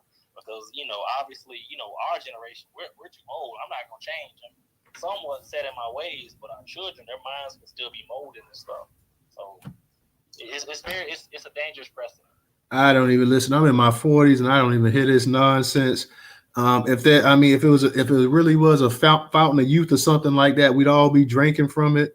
But I mean, this is complete nonsense, and black people need to go ahead and stop paying attention to this kind of nonsense as well. Too, you'll have some black people that sit up here and they'll champion this as well too. Like they champion whatever Democrats say, just to go ahead and state the get along to stay alone. They'll go right along with this stuff, knowing it's nonsense. Like just tell the people, like, man, get out of here with this. Nobody.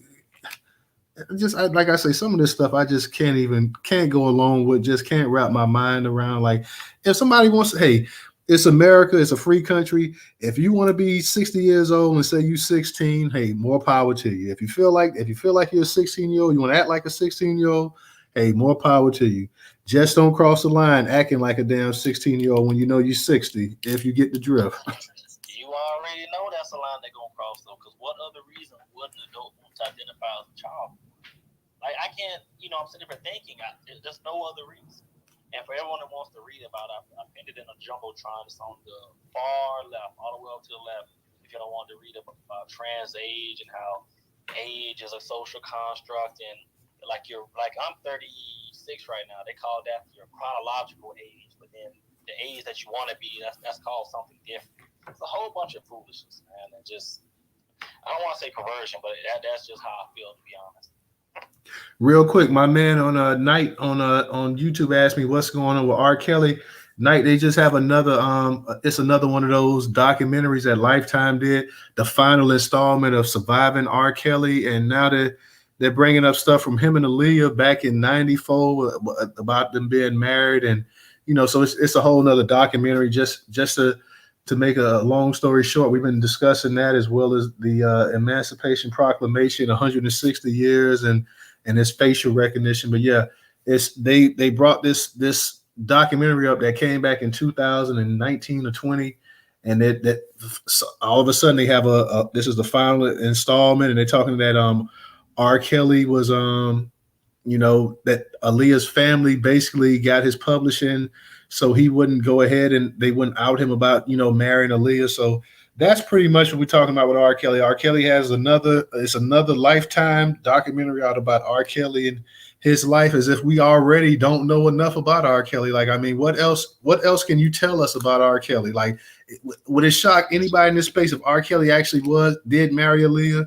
Would it shock you? I mean, all of the stuff that they alleged or said he's done, is there anything? I mean, what's the point of having another documentary about him? Like, you summed everything up in 2019 that you felt that you had to put out there. So what's the point of this other than, just to make more money? You're using Aaliyah's name to go ahead and promote it as well, too. Using Aaliyah's name to make money off it as well, too. Aaliyah's been dead for almost 22 years. When Aaliyah was alive, nobody ever interviewed her. Now, I don't know if she told him, like, hey, I'm not going to answer these questions. But when Aaliyah was alive, none of the interviewers ever asked her about R. Kelly. Now that she's dead, she's constantly, like I say, her entire legacy is tied to R. Kelly. So, even though she left R. Kelly, went with Missy and Timbaland, was putting out big time music, and everything else was in movies. With what's the one? Romeo Must Die with Jet Li and DMX, and she was going to be in Matrix 2 and stuff like that. Was on the verge of really superstardom. Like, her whole everything that we talk about, everything that she's going to be remembered for. And I blame the media on this. Everything that Aaliyah worked for to get is going to be tied to R. Kelly. And on that end, I have an issue with it. Like I say, everything that she worked so hard to do is tied to R. Kelly. Professor, I know you got your hand up, so go ahead and unmute your mic. I'm going to get to you trouble. Original, did you have your hand up too? I couldn't remember. Yeah, I did. But they can go ahead. I can speak after them. Okay, go ahead, Professor. How you doing tonight?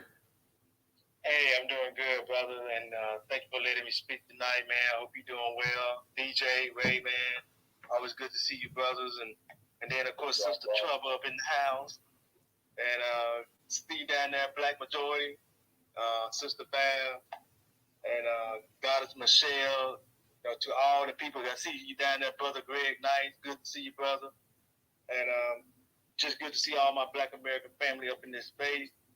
But let me say this, y'all. With R. Kelly, have you ever thought, because, they keep talking about R. Kelly. We know just about everything it is about R. Kelly now, as you said, Newstoter.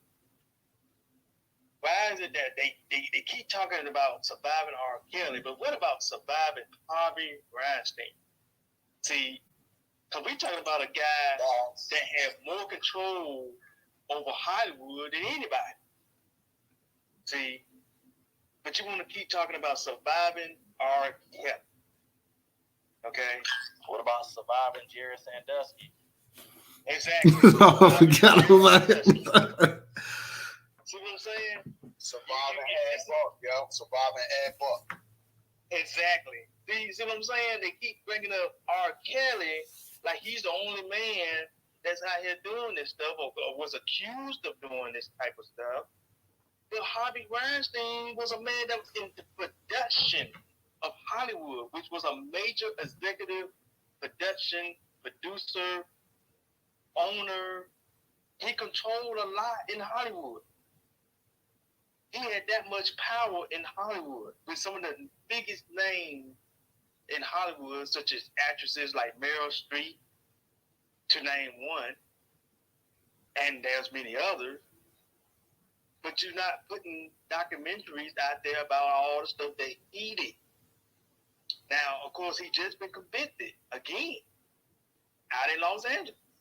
Now, it don't seem to be making a lot of news, but it just happened recently here. And they want to keep pushing the R. Kelly thing. I don't understand it when Harvey Weinstein just been convicted in the Los Angeles District Court. So I want the Black American family to sit back and think on that. This is what they do. They keep pushing negative narratives of the Black American freedman man to make us just look bad. But at the end of the day, R. Kelly still is one of the greatest producers of music of all time. Say what you want to about the brother can produce the hell out of music. He can write the song. He has a hell of a talent. God gave him a talent, a skill. Yeah. It out of my mouth, and it just, to me, it just seemed like you said, it's just an attack. And then also, I mean, the way R&B is now, you can imagine what type of music he created for himself if he had his own publishing and all this other stuff right now. So, you know, I mean, you really legacy and keeping him from so much stuff that goes on when the artist frees themselves. Yeah, I think he was kind of coming in and out a little bit, but maybe because maybe Professor and him was speaking at the same time, so sometimes you have to kind of mute your mic. But let me mute my mic. You still there, Boo? Is he still there? Yeah, I'm still here. But, okay, I'm gonna mute my mic. I just see, like, in the entertainment industry, like when an artist gets free of like the record labels like control once they like done with their albums or what they have to do and they come up under kind of like, you know, what's my man Sam Cooke, and you know how he died and how with the things that he was trying to do Suge Knight with, you know, when they, because it's always something that comes up, you know. So I mean, I don't believe in that many coincidences when all of them are freedmen too. So I mean, it's just an attack, man. That's just really what it is. Like, even if, you know, if he did the crime, y'all should have did that the first time, but y'all was so worried about the money, and if he did it, that he paid y'all off, now y'all trying to come forget back. So I mean, there's so many scenarios, but it's not a straight and narrow answer, or it's not definitive. So like, how can you make, you know what I'm saying, have somebody in jail and you don't have definitive, you know what I'm saying, facts and all that other stuff that really makes sense to anybody. So that's just my view. Hey, News, real quick, I want to add something in too, since Professor was talking about the music. Yes, a lot of the music is very timeless. No one can deny that. But also, if you really look at some of the lyrics, man, R. Kelly was saying some really questionable stuff. Like, I remember that song off his first album, I Like the Crotch on You. Does everybody remember that song? Oh, you want to freak me, but only if you're old enough, baby, 18 and over, or 16 and under. Come on, man. Ray, I'm gonna tell you, man. Man. I listened to some of them lyrics, and I did question some of it, brother. But I don't know, man. It's something about R. Kelly, man. I guess it comes down. I'm gonna tell y'all what it comes down to now. Y'all tell me what you think of American Family, Black American Family. Tell me what you think. What I'm about to say here. R. Kelly, I think, touched a lot of people. Mostly our people, of course, but he touched a lot. Allegedly. Allegedly, excuse me. Yeah, he took. When I say touched, though, y'all, let me say. I know. I'm being petty, bro. I'm being petty. Let me clarify, y'all. Let me clarify that. Yeah. Please, bro. Yeah, a lot of He just influenced a lot of people through his music. I think that's what you're I know, right? He influenced us through his music, y'all. Yeah, sorry, let me change that. Right now. Yeah, y'all. You know, wording is everything, y'all. So I apologize to y'all. We don't mean to say touch here. but he influenced like a lot of us, especially for the ones that's in our 40s. We pretty much grew up with this brother, and I think what made him so popular amongst us all is the fact that he couldn't read and he couldn't write. This brother came from humble beginnings, and of course his mother, once again, y'all, this is another artist that influenced me because his mother too, because, hey, y'all know the story of my mom, right? So that has a powerful impact on you, man, when an artist comes on an interview and he talks about his mother. And okay, let me bring this to y'all's attention here. Remember that song Sadie that he did? And of course we know it's a remake, but R. Kelly made the remake so popular that the old original one didn't even, I mean, it wasn't even worth anything anymore. R. Kelly remake was the best. That's what this brother means to us in music, y'all. He's a Black American freedman, but his music is just timeless, man. You just can't. I don't know if any artist can touch R. Kelly, man. I just don't know right now. Any artist right now that can touch the production and the writing that he puts out there. And y'all, have you listened to the new song? Which, by the way, they got released some kind of way. Some of the new songs got released, and now I'm telling you, once again, he got hits out there, from what I heard. So it's something about the brother, man. He's just got a natural ability to put it down on paper, or put it on the DJ. How would you say it? Put it on the mixtape, I guess. Put it on record. Yes. Yeah, put it on record, man. The brother just knows how to do his thing with his music, man. And I don't know anybody else out there that can produce it the way he does, man. I just don't see it. They stop in the bag. They stop in the influence. They stop in the bag. They tarnish his legacy, and like he pretty much cooked. You know what I'm saying? Like he cooked. Even if he do get out, even if he was to get out, like he can't do music. Like he cooked. Yeah, it's true. That's true. But look, y'all look at he could do music because R. Kelly, he wrote a lot of music for a lot of other people. So yeah, low key, he can make backdoor money. Of course, there's always money to be made, especially when an artist trying to chase a hit. Nah, he could go out and start performing right now. Yeah, he can perform too. But he got a long way back. Nah, no, he don't, bro. I don't think so. Hey, look, I'm gonna tell you this. I'm going to the R. Kelly concert. Look, I don't know what to tell you. I was one of the little kids that he pulled up to the projects, Cabrini Green projects. Bro, let me explain to you the reason why I'm saying that. I sell music for a living. I sell more R. Kelly CDs than R. Kelly selling CDs right now. Even with all the shit that's stacked against them. People, yo, you got R. Kelly? Real shit. Yeah, the thing about it though is how many venues gonna let him come and like rent out the venue. They don't need to do that. Both these venues. I deal with venues as a promoter. You don't have to deal with. You got a song called Backyard Party that they can't take away from me. So, like, I mean, like, if he's supposed to be in jail, he's supposed to be in jail. But they ain't taking the music. I mean, I can listen to some of this stuff, but yeah, I get it, y'all. Hey, when I think about it, when I listen to the radio, and Trouble, I'm sorry, sis, I know you had your hand up, so let me just say this real quick and get to Trouble. When I think about it though, when I listen to the radio, how often I do listen to it, like I almost never hear any of R. Kelly's songs played no more. Like now, maybe because I'm here in Florida or whatever, but I don't hardly hear them playing R. Kelly songs hardly no more ever. Newstoter.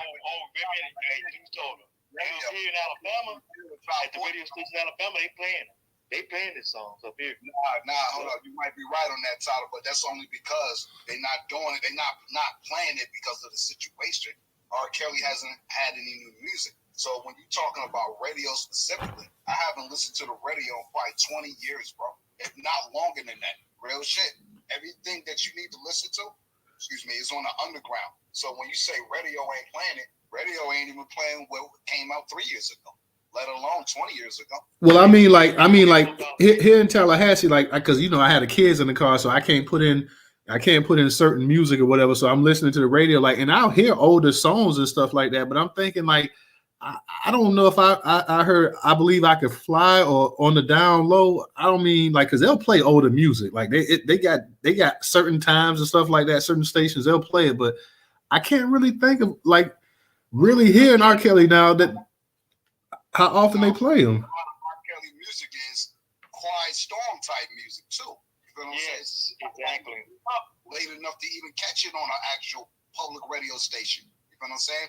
Nah, he got some songs too that you can play. I mean, you can play that can jam anytime during the day as well too. That is true though, but at the end of the day, how much do you really focus on the radio to catch an R. Kelly song when there's so much mass media out here nowadays? You feel what I'm saying? There's so many radio stations, not just Clear Channel type talk, but we talking about like YouTube type talk, where you got a cat that'll just go up randomly, create a YouTube channel, and start posting up people's music. You know what I'm saying? So at the end of the day, you know, you ain't listening to the radio enough to even catch an R. Kelly song, let alone a song. Hey, let me tell you, Newstoter, up here in Alabama, there's a station which is located in Montgomery, Alabama. I used to work at this radio station too before the pandemic. You know, of course, pandemic caused us to lose our jobs.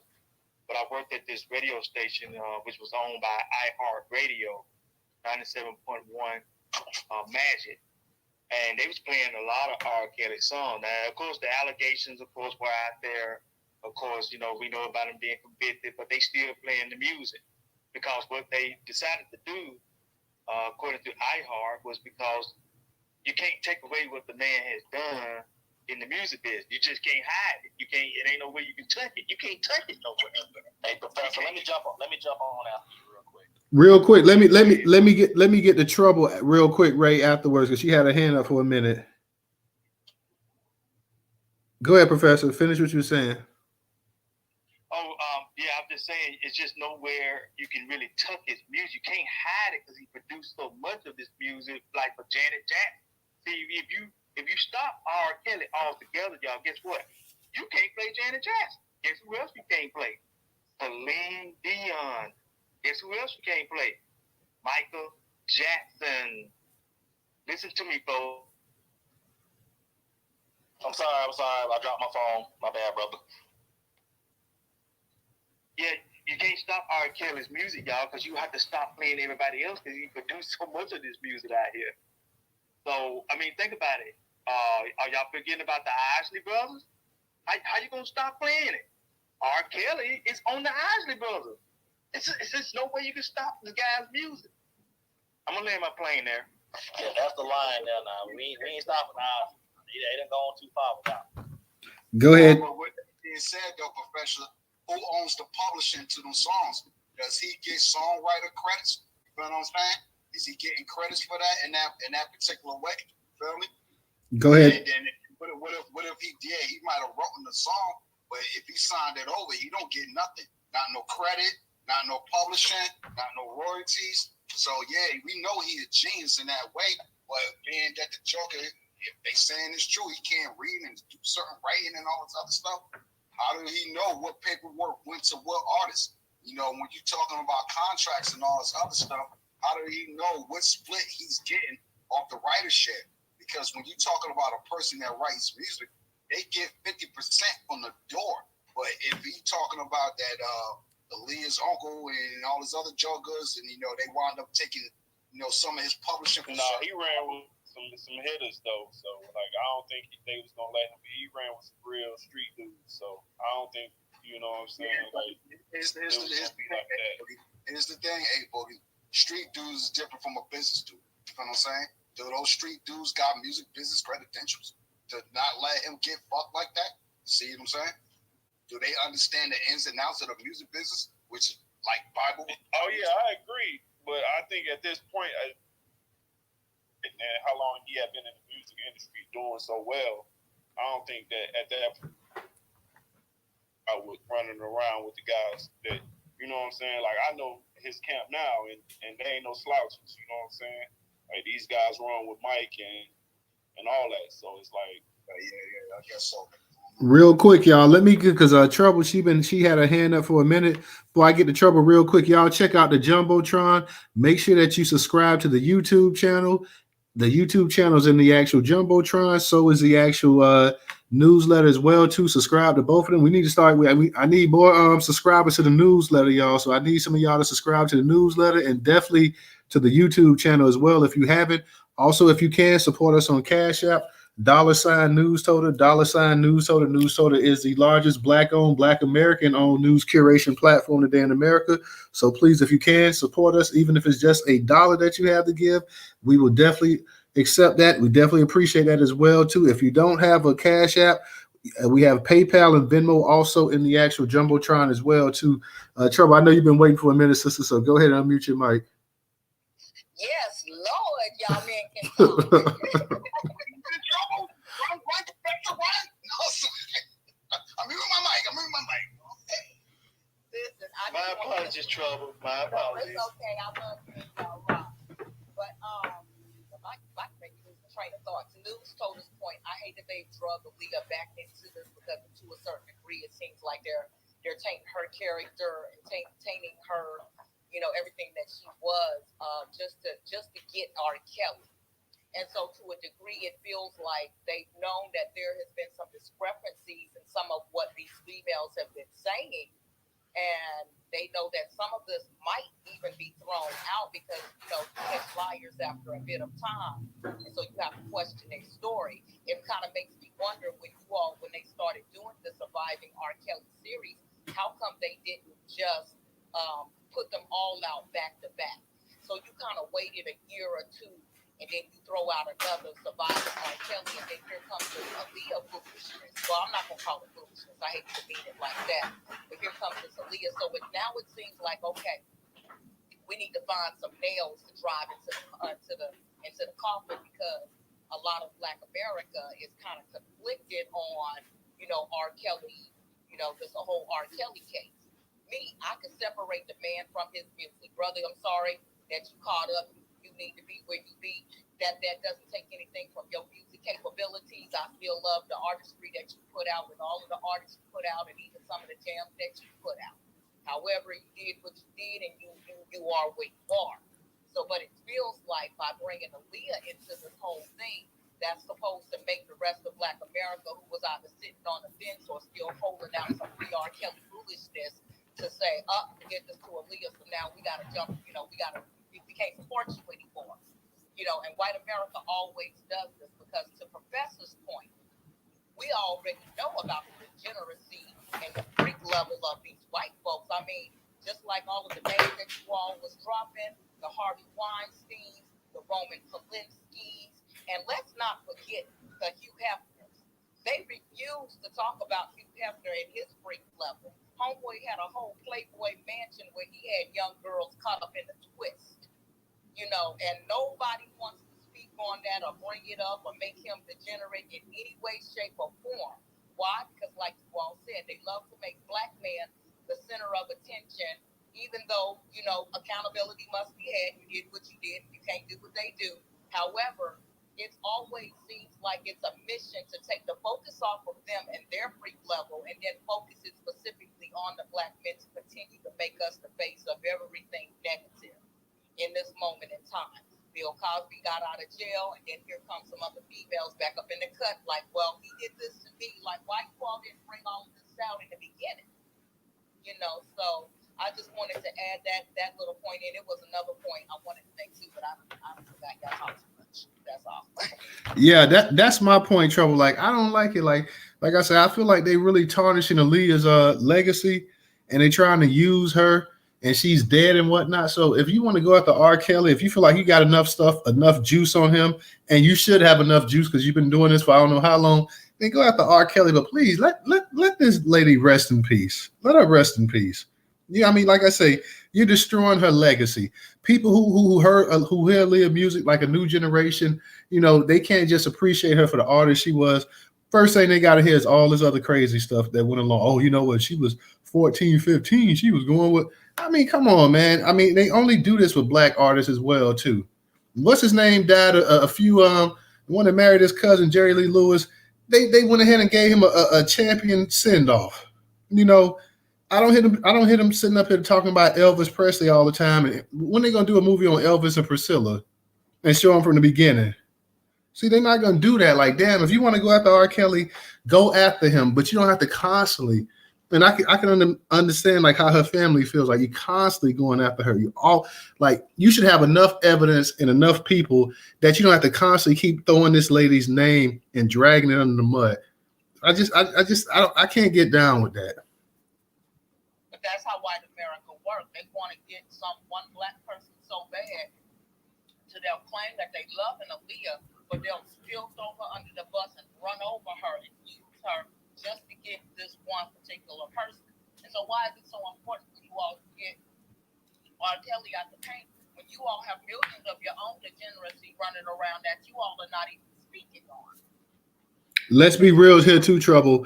This thing that Lifetime, when they came out with this Surviving R. Kelly thing, this thing was such a mega hit for Lifetime. Lifetime came back and said, hey, we got to go ahead and do this again. Lifetime made killer ratings off of this thing.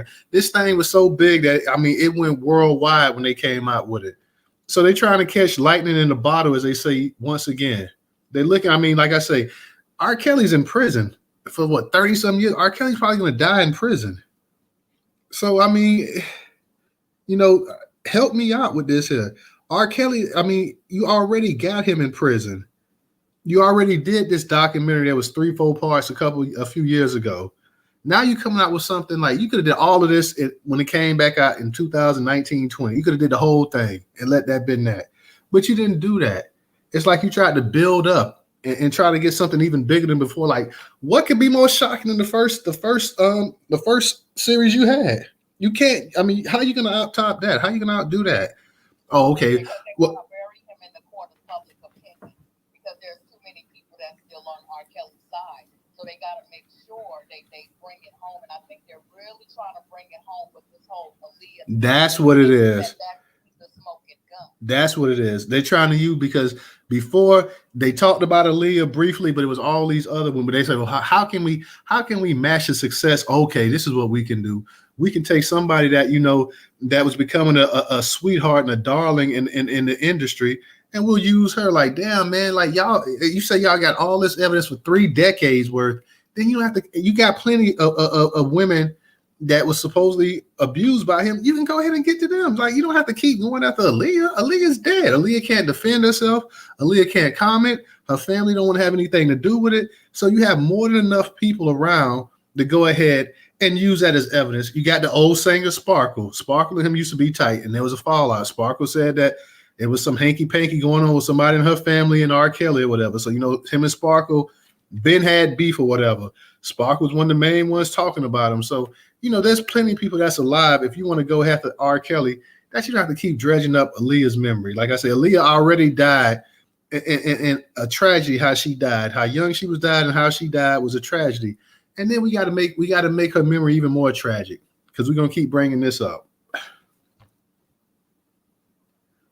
Original, I know you want to speak before too. You still want to speak, Original? Yeah, just let me say this real quick. Yeah, what Ray was talking about this age, how they're saying that the age is a social construct.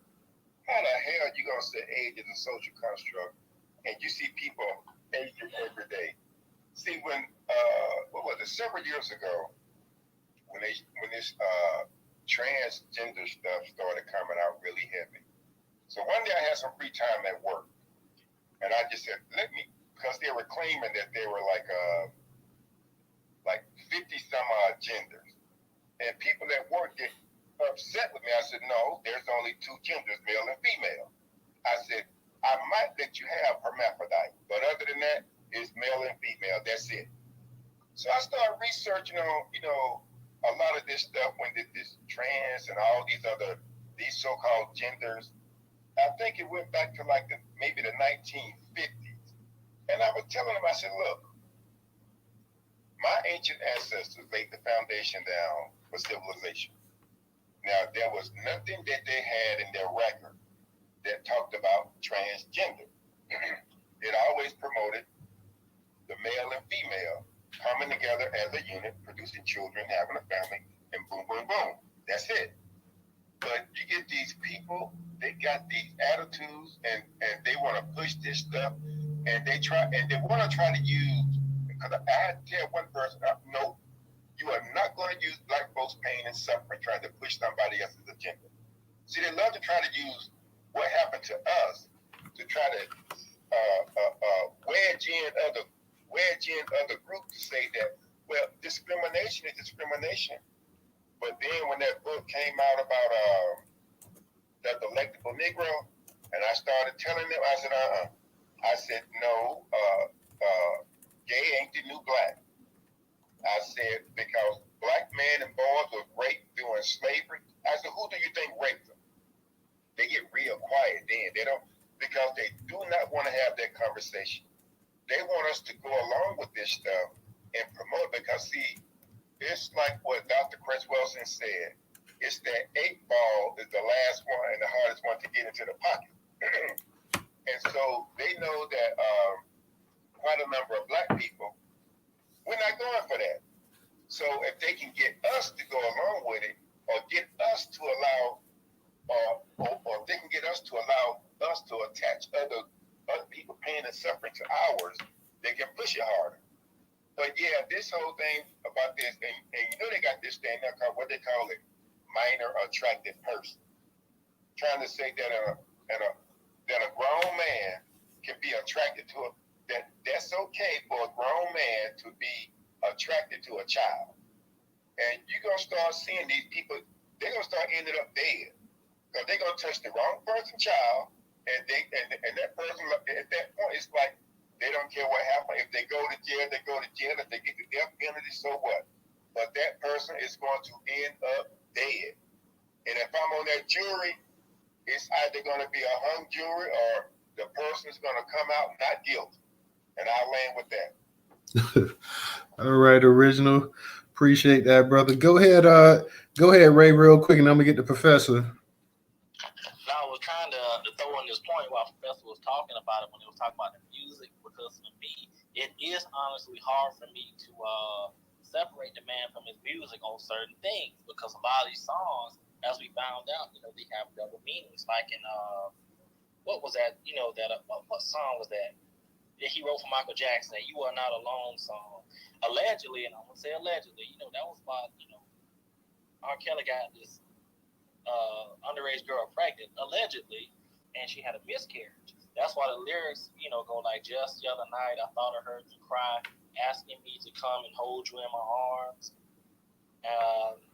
The rest. See that real quick, Ray. That's the problem. Like, if people, like, when they say allegedly, like, hey, if they don't know that for a fact, why are they saying this? Like, how would anybody know? Because the person that is accusing R. Kelly was the girl that he got pregnant. Okay.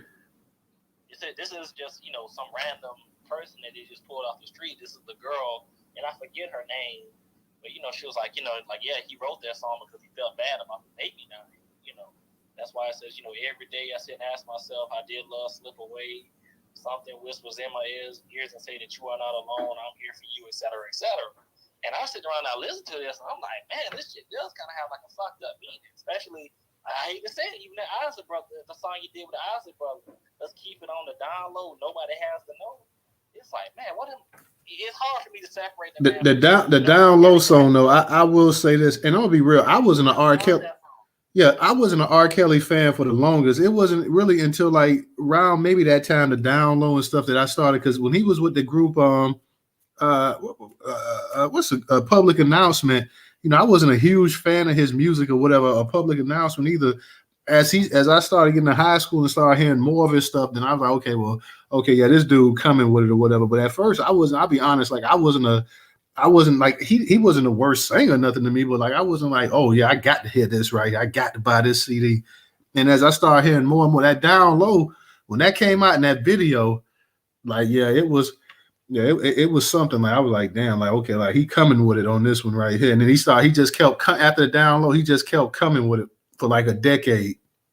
So I gotta give him his due or whatever on that part there, but. I just like sometimes people they see people had an inspiration for this song or this or that or whatever. Like I say, that's crazy. I mean, I don't know about that. I don't know if that was actual inspiration behind the song or whatnot. But if that is, That's crazy right there. He sure shouldn't have been put in a damn song. When you think about it, it really is. It's a lot. It's a couple other songs here I can name, but I know you're trying to wrap it up. I'm gonna go ahead and because I know Professor has something he wanted to add as well too. And anybody else that wants to speak, go ahead and raise your hands as well too. So Professor, go ahead, you got it. Well, let me say this, y'all.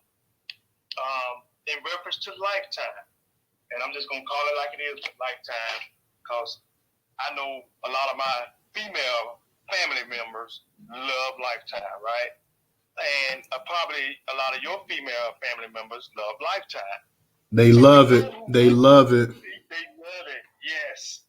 And we know that Lifetime, of course, is ran by white females. That's who mainly controls, if you really want to know the truth, in the executive position, that's mainly who's in control of that.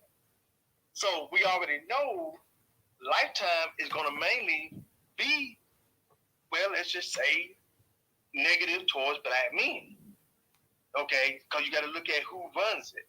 It's a feminist, well, hell, let's just call it what it is. It's a feminist network. That's what it is. Now, some women might not like that term, but that's what Lifetime is. It's a feminist network. It caters to women. So when they do these type of documentaries, they're catering to the women or the female audience out there. And they're trying to reach, of course, a lot of the black females that might be, well, involved with the feminist movement. And of course, we have told black women that this feminist movement that white women trying to get y'all all in or have had y'all all tied up in, it's not for you. Because they're not trying to do it for you. They doing it for themselves. And black women still today, not all you sisters now, but it's a lot of sisters that still falling for this same story of trying to be in with the white females, with the whole Time's Up and the Me Too crap. Okay? They're not doing this for you guys. See, if they was really trying to help black women, they would be trying to do what they could to keep racism away from you guys, right? But they're not trying to keep racism away from black women. They're not trying to stop the cops from brutalizing black women. See, why don't they do that? See, that's why I say sisters have got to stay away from this stuff, man. This whole Time's Up and Me Too stuff is not benefiting black women.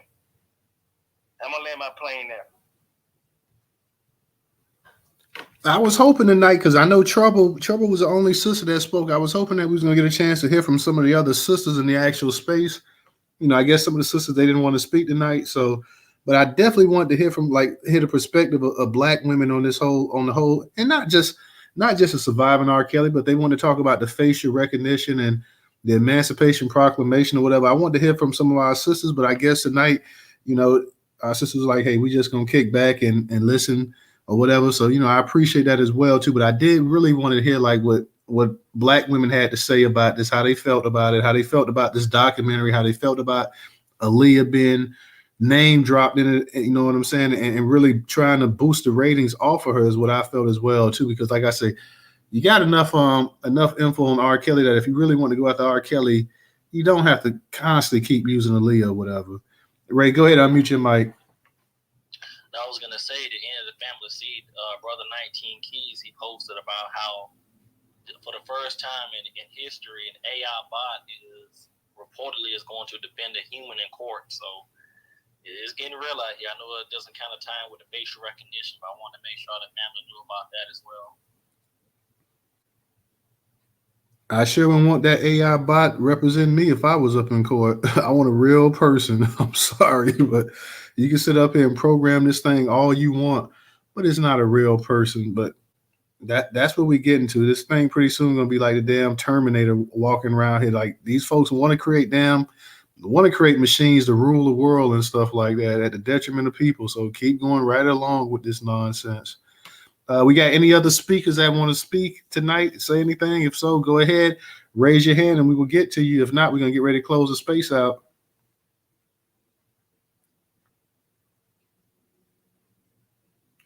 Well, I guess everybody's pretty much Ray. Go ahead and unmute your mic. I guess I'll go ahead, Ray, and let you get something in, and then DJ, and then we'll close it out for the night. Yeah, this will be my final thing, man. I know it's very off topic, but keep your head on a swivel, family. That's a saying that we used to say in the military. Tomorrow is January 6th, insurrection, all that goodness. So just make sure you keep your heads on the swivel. Real talk. DJ, are you there? You want to say anything before we close the space out? It's not the insurrection, Ray. It's the erection, according to Herschel. You know what I'm saying? And we agree to agree. Don't forget, Herschel was talking about vampires and shit too. You can't take nothing he say with a grain of salt. And I hate to say that. I'm in a white neighborhood right now. In the background right now. I'm in a white neighborhood in the M's right now, so don't try to stare. You know what I'm saying? All right, y'all. As always, once again, another productive space. I appreciate everybody that came out, my co-hosts and the listeners, everybody who tweeted out the space as well too. Thank you guys. Please make sure that you go ahead and subscribe to the YouTube channel. It's in the Jumbotron. Make sure you subscribe to the newsletter. All you gotta do is just put in your email address and click the confirmation email link, and you already subscribed. So just go ahead and subscribe to the newsletter. Whenever you go to newstoter.com, you'll see the pop-up occur. If not, like I say, we tweet it out. I'll tweet it out daily or whatever. So please go ahead and subscribe to the newsletter and the YouTube channel. Also support us if you can on Cash App, $Newstoter. And until, I want to say Monday next week, doubt we do anything on Sunday, but sometimes you never know. But until next week, guys, make sure y'all catch out Black Majority States space as well, 8:30 Saturday here on Twitter. He'll have a great space as well too. So make sure y'all catch Black Space. And until then, y'all, we'll go ahead and we'll see you until next week. So have a good weekend, everybody. Peace, peace.